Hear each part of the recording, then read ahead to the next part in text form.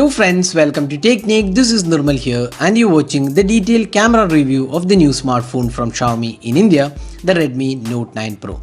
The new Note 9 Pro comes with a quad camera setup with a 48 megapixel primary camera and also a 16 megapixel selfie camera. So let's find out how the camera performs in this price segment.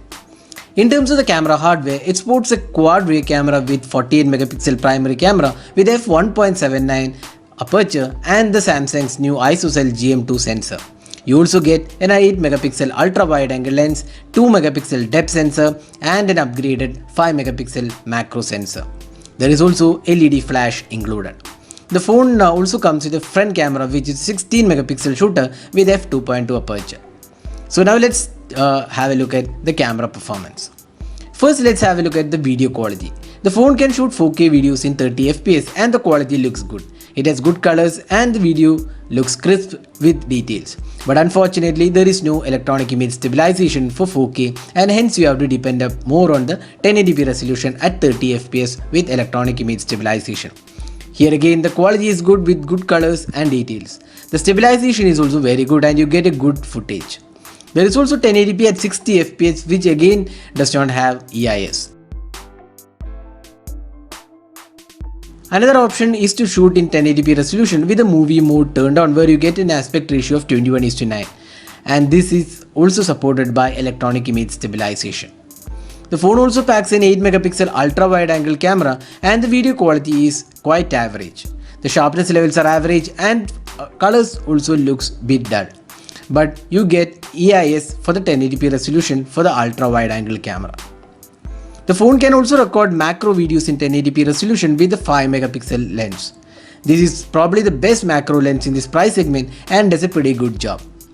One of the important features of the Redmi Note 9 Pro is that it comes with Pro mode in video recording, which means you can control the ISO, white balance, shutter speed and focusing, which is seldom found even on flagship smartphones.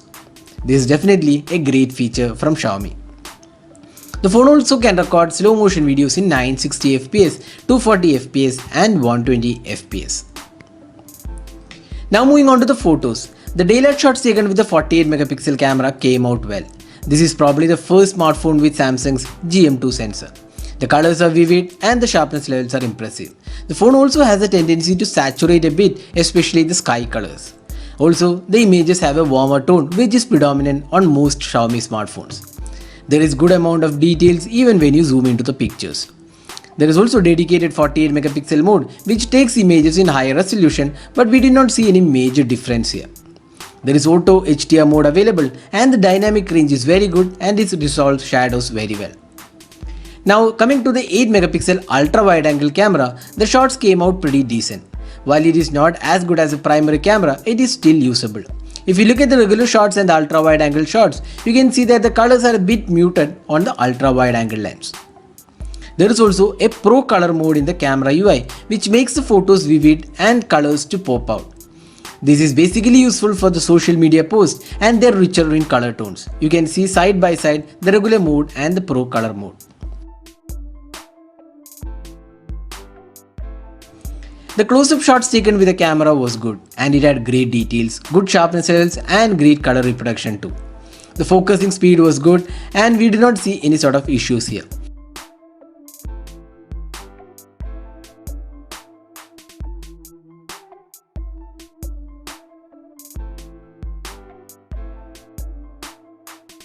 The phone has an upgraded macro sensor available and this is probably the best macro sensor you will find on a smartphone in this price segment. It has great details and sharpness levels.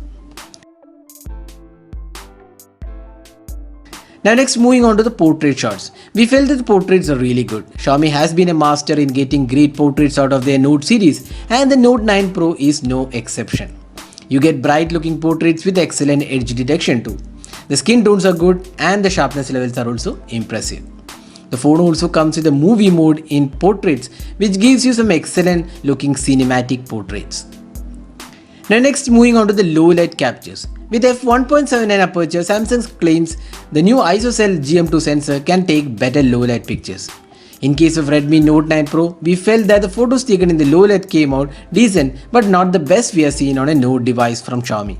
The details aren't bad here and there is noise reduction in place, but overall clarity was probably above average only. There is also night mode on offer, which brings in more details and sharper images. But having reviewed all the Note series phone, the low light performance on the Note 9 Pro was slightly disappointing one. We expect Xiaomi to work on it.